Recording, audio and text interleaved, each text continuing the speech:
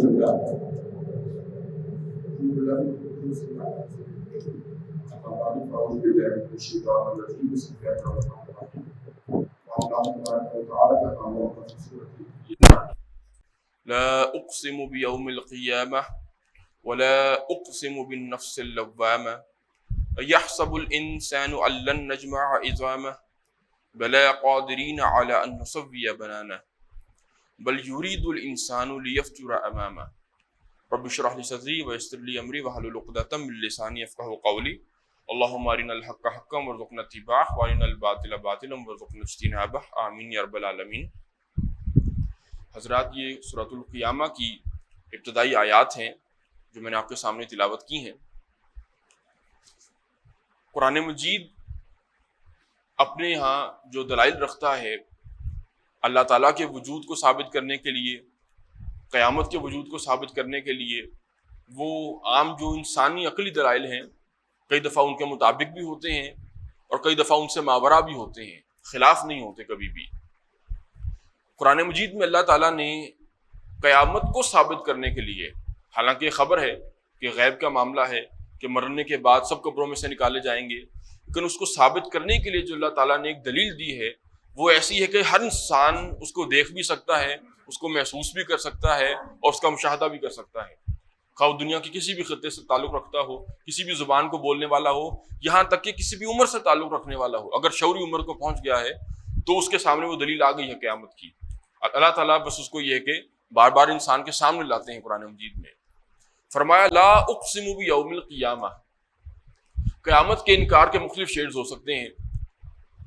ایک تو قیامت کے انکار کا طریقہ یہ ہے کہ انسان کہہ دے کہ میں مان ہی نہیں سکتا کہ جب میرے اجزائے جسم جو ہے وہ مٹی میں تحلیل ہو جائیں گے، میرا جسم پوری طرح ڈیکمپوز ہو جائے گا، ناممکن ہے کہ وہ پھر سے انسان بن جاؤں میں جب ہوں۔ ایک یہ طریقہ ہے انکار کا، ریشنل طریقے سے انسان انکار کر دے، عقل میں نہیں آنے والی بات۔ ایک یہ طریقہ ہے جو یہود انکار کیا کرتے تھے، کہتے ٹھیک ہے جی قیامت آئے گی، یہی پہلے یوں کہہ لیں مشرکین عرب جس طرح سے انکار کرتے تھے قیامت کا، وہ کہتے تھے ٹھیک ہے قیامت آئے گی، ہم مریں گے، ہم زندہ بھی کیے جائیں گے، اللہ کے ہاں پیش بھی کیے جائیں گے، لیکن ہمارا محاسبہ نہیں ہوگا۔ وہ کہتے تھے یہ بت جو ہیں ہمارے، یہ اللہ کی دیویاں ہیں، اللہ کی بیٹیاں ہیں، یہ اللہ کے ہاں ہماری سفارش کریں گی۔ ہؤلاء شفعاؤنا عند اللہ، وہ کہتے تھے یہ اللہ کے ہاں ہماری سفارشی ہیں، ساری کی ساری دیویاں ہمیں جہنم میں جانے نہیں دیں گی۔ گویا کہ آپ نے مان بھی لیا قیامت کو، لیکن اپنے محاسبے کی پھر نفی ہو گئی، عمل وہیں کا وہیں کھڑا ہے، اب میں جو مرضی کروں۔ یہود کیا کرتے تھے، انہوں نے کہا بھی ٹھیک ہے محاسبہ بھی ہوگا، پوچھ گچھ بھی ہوگی، ہمارے سے بھی ہوگی جیسے سب سے ہوگی، لیکن کیونکہ ہم اللہ کی لاڈلی امت ہیں، نحن ابناء اللہ واحباؤہ، اللہ کے بیٹے ہیں، اللہ کی چہیتے ہیں، چہیتی امت ہیں، لہذا لن تمسنا النار الا ایاما معدودہ، ہمیں جہنم کی آگ نہیں چھو سکتی مگر گنتی کے چند دن۔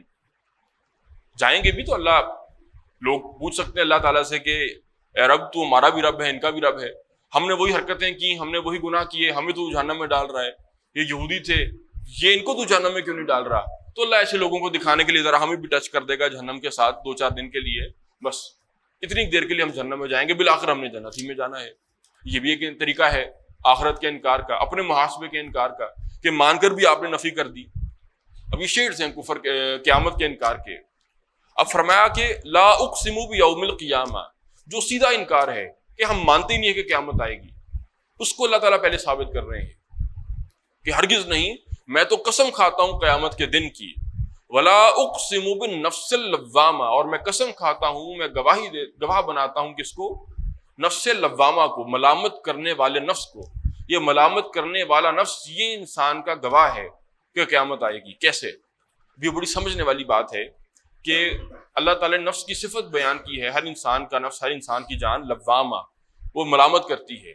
ہر انسان کے اندر ایک مورل سینس ہے، ایک ضمیر ہے کہ جب وہ کوئی غلط حرکت کرتا ہے، کشے باسط، وہ کسی بھی زبان سے تعلق رکھنے والا شخص ہو، وہ کسی بھی عمر سے تعلق اس کا ہو، جب بھی وہ کوئی غلط حرکت کرے گا، کیونکہ اللہ تعالیٰ نے انسٹال تو کر دیا ہے سافٹ ویئر، الہمہا فجورہا وتقواہا، پتہ تو ہے بندے کو صحیح کیا ہے غلط کیا ہے، کون سی حرکتیں میں نے لوگوں سے چھپانی ہیں، کون سی حرکتیں میں نے گھر والوں کے سامنے اپنی نہیں آنے دینی، کون سی حرکتیں میں نے اپنے بچوں کے سامنے، اپنی بیوی کے سامنے، اپنے والدین بزرگوں کے سامنے نہیں آنے دینی، باہر ہی کرنی ہے، یا کون سی حرکتیں گھر میں کر رہا ہوں میں نے باہر والوں کے سامنے آنے نہیں دینی۔ انسان کو پتا تو ہے میں کہاں کہاں کھے کھا رہا ہوں، غلطیاں کر رہا ہوں، گھٹیا حرکتیں کرتا ہوں، تو وہ نفس انسان کا ملامت کرتا ہے۔ ایک بچہ بھی 5 سال کا اگر اس سے کوئی غلطی ہوگی تو اس کے بھی ماتھے پر 12 ایک دفعہ پسینے آ جائیں گے، اور اس کو پتا ہوگا کہ میں نے یہ حرکت اپنے ماں باپ سے چھپانی ہے۔ یہ کیا ہے، کیسے اس کو پتا لگ رہا ہے؟ یہ نفس ہے جو اندر ملامت کرتا ہے۔ تو پتا تو یہ چل گیا، یہ تو بڑی موٹی بات ایک سامنے آ گئی کہ انسان کے اندر تمیز تو ہے، صحیح کی اور غلط کی، شر کی اور خیر کی، لیکن یہ جو انسان کا مورل لا ہے، اس کا ضمیر ہے، اس کا کوئی نتیجہ دنیا میں ہمیں نظر نہیں آتا۔ آسان لفظوں میں یوں کہوں گا کہ میرا نفس مجھے بتا رہا ہے کہ جھوٹ بولنا بری بات ہے، سچ بولنا اچھی بات ہے۔ میرا نفس مجھے بتا رہا ہے، میرا ضمیر مجھے بتا رہا ہے کہ زنا کرنا بری بات ہے، بدکاری کرنا بری بات ہے، بدنظری کرنا بری بات ہے، اپنی نظروں کی حفاظت کرنا، اپنی دامن کی حفاظت کرنا، اس کو پاک رکھنا یہ اچھی بات ہے۔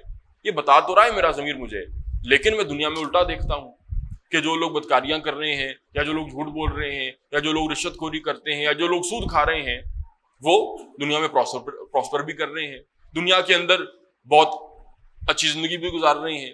تو فائدہ کیا ہوا پھر میرے صحیح اور غلط کی تمیز کا؟ دنیا میں اس کا کوئی فائدہ نظر نہیں آتا۔ مجھے لگ رہا تھا کہ جو لوگوں کو جھوٹ بول کر مال کھینچ لیتا ہے، لوگوں کا ناحق یتیموں کا مال کھا جاتا ہے، بہنوں کی وراثتیں کھا کر بیٹھے ہیں، مجھے لگتا تھا کہ ان کے ساتھ برا ہونا چاہیے۔ میرا ضمیر بتا رہا تھا کہ انہوں نے غلطی کی ہے، غلط کام کیا ہے، لیکن ان کے ساتھ کچھ بھی نہیں ہوا۔ جائیدادوں کی جائیدادیں انسان ہڑپ جاتا ہے اور کچھ بھی نہیں ہوتا۔ آپ صرف ایک دن پرانا کھانا کھا لیں، آپ کا پیٹ خراب ہو جائے گا۔ تو یہ کیا چکر ہے؟ فزیکل لاس تو سارے اپلیکیبل ہیں دنیا کے اندر۔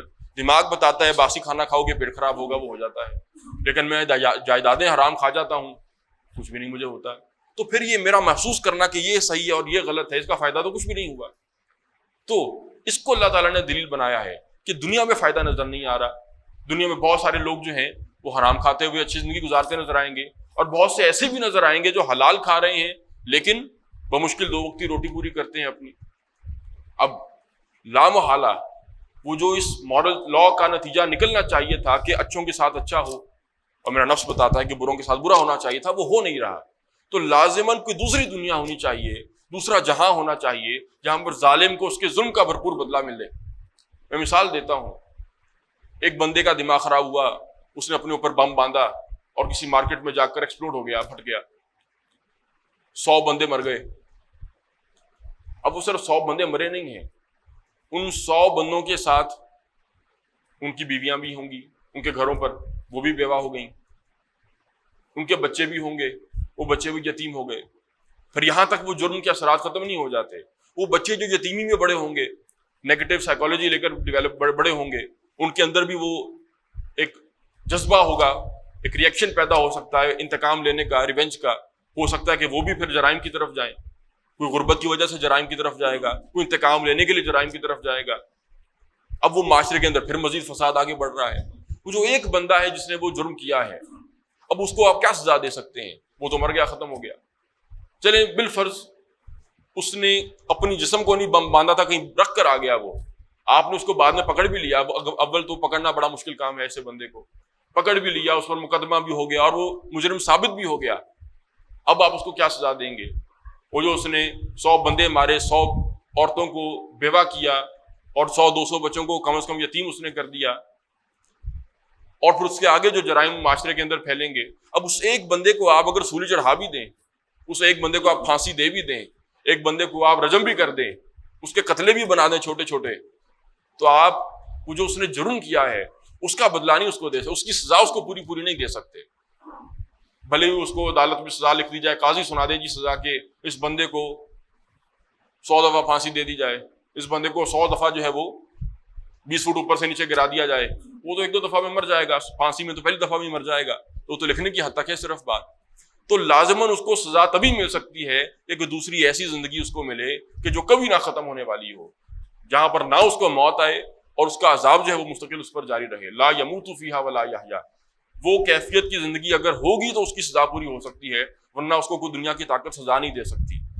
تو وہ جو انسان کے اندر عدل اور انصاف کا ایک اللہ تعالیٰ نے تقاضا رکھا ہے، انسان چاہتا ہے کہ انصاف ہو، تو وہ اس زندگی کے اندر، اس دنیا کے اندر تقریباً ناممکن ہے، ایک سطح سے اوپر جا کر تو بالکل ہی ناممکن ہے۔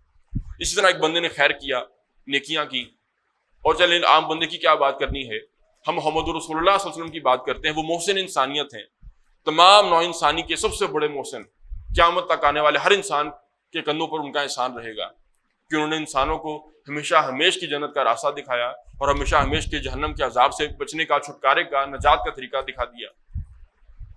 دنیا نے ان کو کیا دے دیا؟ یا دنیا سے اللہ کے نبی صلی اللہ علیہ وسلم کیا لے گئے؟ کیا خیر انہوں نے برت لیا؟ ایک تو دوسری طرف بات ٹھیک ہے کہ اللہ کے نبی صلی اللہ علیہ وسلم کا جو فقر تھا وہ اختیاری تھا، انہوں نے خود اپنے لیے دنیا کو پسند نہیں کیا، لیکن بالفرض اگر یہ آپشن ہوتی بھی کہ پوری دنیا مل کر بھی کوئی بدلہ دینا چاہے محمد یا ربی صلی اللہ علیہ وسلم کے اس احسان کا، تو کیا دے سکتی تھی؟ کوئی بدلہ نہیں ہو سکتا اس احسان کا۔ تو اس کا بدلہ بھی کہاں ہو سکتا ہے؟ کسی ایسی دنیا کے اندر کہ جہاں پر زندگی ہمیشہ ہمیش کی زندگی ہو، جہاں پر جوانی کو کبھی زوال نہ ہو، جہاں پر قوتیں اور انسان کی صلاحیتیں وہ کبھی معاف نہ ہونے والی ہوں۔ تو اس دنیا کے اندر نہ تو شر کا بدلہ پوری طرح دیا جا سکتا ہے، ظالم کو اس کے ظلم کا بدلہ پورا دیا جا سکتا ہے، نہ کسی بھی نیک انسان کو، ہم نے تو بڑی اونچی بات کر لی نبی صلی اللہ علیہ وسلم کی، ایک عام نیک بندے کو بھی اس کی نیکیوں کا بدلہ دنیا نہیں دے سکتی، چاہ کر بھی نہیں دے سکتی۔ تو یہ ہے جو اللہ تعالیٰ نے دلیل اس کو بنایا اس بات کو کہ میں قیامت کی قسم کھاتا ہوں اور میں اس ملامت کرنے والے نفس کی قسم کھاتا ہوں کہ قیامت آ کر رہے گی، یہ قیامت آ کر رہے گی۔ یاد رکھیے گا قرآن مجید نے اس نفس کو، ملامت کرنے والے نفس کو دلیل بنایا ہے اللہ تعالیٰ نے قیامت کے اس بات کے لیے، قیامت کو ثابت کرنے کے لیے۔ فلسفے کا بہت بڑا جن ہے، جو بھی فلسفے سے کوئی دلچسپی رکھتے ہوں، ایمانوئل کانٹ، اس نے ثابت کیا ہے، اس نے اسی بات کو دلیل بنایا ہے اللہ تعالیٰ کے وجود پر۔ وہ کہتا ہے کہ اللہ تعالیٰ کے وجود کے لیے دو ہی دلائل ہیں جو سمجھ میں آتے ہیں، اور وہ کیا ہیں؟ Starry heavens above and the moral law within. اس کی کتاب ہے کرٹیک آف پریکٹیکل ریزن، اس کے آخری الفاظ ہیں یہ بالکل۔ یہ دو دلائل ہیں جن سے سمجھ آتا ہے کہ اللہ کا وجود ہے۔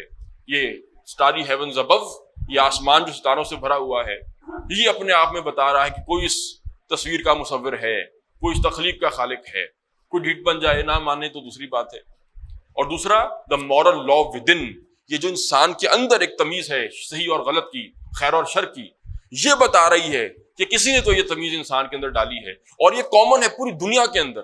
کسی بھی شکل اور نسل اور عمر کا انسان ہو، کسی زبان کو بولنے والا ہو، وہ مورل لاز تو کامن ہے ہر انسان کے اندر۔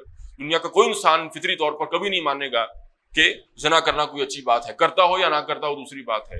لوگوں کے حق مارنا، ناجائز قتل کر دینا کسی کا، کوئی بھی نہیں کہے گا یہ اچھی بات ہے۔ یہ کہاں سے لوگوں کے اندر کامنلی سب کے اندر برابر مشترکہ مورل لاز پیدا ہو گئی ہیں؟ تو کوئی تو ہے جس نے یہ مورل لاز، یہ تمیز صحیح اور غلط کی انسان کو سکھائی ہے۔ یہ اس کی دلیل ہے ایمانوئل کانٹ کی۔ اللہ تعالیٰ نے اس کو دلیل بنایا ہے قیامت کو ثابت کرنے کے لیے۔ فرمایا یحسب الانسان ان لن نجمع عظاما، انسان نے کیا سمجھا تھا کہ ہم اس کی ہڈیوں کو جمع نہیں کر سکیں گے، مٹی میں گھل کر ختم ہو گیا پھر بنا نہیں سکیں گے؟ بلا، کیوں نہیں، قادرین علی ان نسوی بنانا، ہم تو اس پر بھی قادر ہیں کہ انسان کے فنگر پرنٹس کو ریپروڈیوس کر دیں۔ آج آپ جانتے ہیں کہ بایو میٹرک کا جو جدید ترین طریقہ ہے وہ یہی ہے کہ ہر انسان کے فنگر پرنٹس جو ہیں وہ دوسرے سے مختلف ہیں۔ آج سے 1400 سال پہلے تو انسان تصور بھی نہیں کر سکتا ہوگا کہ یہ بھی کوئی شناخت کا ذریعہ ہو سکتا ہے اور سب سے معتبر ذریعہ ہو سکتا ہے کبھی۔ بہرحال فرمایا ہم ان کو بھی ریپروڈیوس کر دیں گے، کسی انسان کے جیسے تھے ویسے فنگر پرنٹس ہوں گے۔ اس کے بعد فرمایا بل یرید الانسان لیفجر امامہ۔ سورت تو بڑی لمبی ہے لیکن ایک اور آیت ہے، اس کو ساتھ جوڑ لیں تو مضمون ہمارا کسی حد تک مکمل ہو جائے گا۔ بلکہ نہیں، اصل بات یہ نہیں ہے کہ انسان قیامت کو مانتا نہیں ہے یا قیامت انسان کی عقل میں نہیں آتی۔ اصل بات کیا ہے؟ بل یرید الانسان لیفجر امامہ، یہ انسان نے اوپر سے عقیدے کچھ بنا لیے ہیں، اوپر سے کچھ آرگیومنٹس ہیں جو اس نے تراش لیے ہیں، گھڑ لیے ہیں، اس وجہ سے قیامت کو نہیں مانتے، اس وجہ سے اپنے محاسبے کو نہیں مانتے۔ اصل اندر کی بات کیا ہے؟ وہ اللہ سے بہتر کون کر سکتا تھا؟ بل یرید الانسان لیفجر امامہ، اصل مرض انسان کا یہ ہے کہ وہ جو اس کو لت لگ گئی ہے گندے کاموں کی، گناہوں کی، برائیوں کی، منہ کو حرام لگ گیا ہے، جھوٹ بولنے کی عادتیں لگ گئی ہیں، بد نظریوں کی عادتیں لگ گئی ہیں، وہ چھوڑنا نہیں چاہتا اپنی بدماشیوں کو اور عیاشیوں کو، اس لیے وہ قیامت کا انکار کرتا ہے۔ بل یرید الانسان لیفجر امامہ، انسان چاہتا ہے کہ اپنی ان برائیوں کو آگے مستقل جاری رکھے، وہ چھوڑنا نہیں چاہتا اپنی برائیوں کو۔ اگر وہ مانے گا کہ ہاں قیامت ہے، اللہ کو میں نے جواب دینا ہے، میرا محاسبہ ہوگا، اور اگر میرا محاسبہ یہ ہو گیا اور میرا حساب یہ سامنے آ گیا کہ اس بندے کے جرائم زیادہ ہیں اس کے نیکیوں کے مقابلے میں، تو یہ جہنم میں ہمیشہ ہمیشہ کے لیے جائے گا۔ اگر میں نے یہ بات مان لی تو مجھے اپنی اصلاح کرنی پڑے گی۔ تو آسان طریقہ کار کیا ہے؟ قیامت کو ہی نہ مانو، یا کلمہ پڑھا بھی ہوا ہے تو اس کا تذکرہ ہی نہ کرو، اس کو شعوری سطح کے اوپر آنے ہی نہ دو، سوچو ہی نہ کبھی اس بارے میں۔ تو یاد رکھیے گا یہ 3 ایمانیات ہیں ہمارے بنیادی: ایمان باللہ، اللہ پر ایمان، ایمان بالرسالت، رسول پر ایمان، اور ایمان بالآخرہ، آخرت پر ایمان۔ کوئی جتنا مرضی بڑا موحد ہو، توحید کے ساتھ اللہ کو مانتا ہو، کوئی جتنا مرضی بڑا عاشق رسول ہو، جتنے مرضی دعوے کرتا ہو عشق رسول کے، وہ اپنے عمل کے اندر کبھی بھی صحیح نہیں ہو سکتا، اپنے معاملات میں کبھی ٹھیک نہیں ہو سکتا، اس کا رویہ، اس کا عمل کبھی بھی صحیح نہیں، درست نہیں ہوگا جب تک اس کو آخرت کا یقین نہیں ہے کہ میرا ذاتی محاسبہ ہوگا۔ اور وَمَا لِلظَّالِمِينَ مِنْ أَنصَارٍ، ظالم اگر میں نکل آیا تو ظالموں کے لیے کوئی کسی قسم کا مددگار نہیں ہوگا۔ یہ یقین جس کا نہیں ہے اس کی زندگی میں آپ کو بدعمالیاں ہمیشہ نظر آئیں گی، عقیدے وہ اپنے جو مرضی تراشتا رہے۔ اللہ تعالیٰ ہمیں اس آخرت کے یقین کو حاصل کرنے کی توفیق عطا فرمائے اور اپنے اعمال کو درست کرنے کی توفیق عطا فرمائے۔ بارک اللہ لی و لکم فی القرآن العظیم ونفعنی و ایاکم بالآیات و ذکر الحکیم۔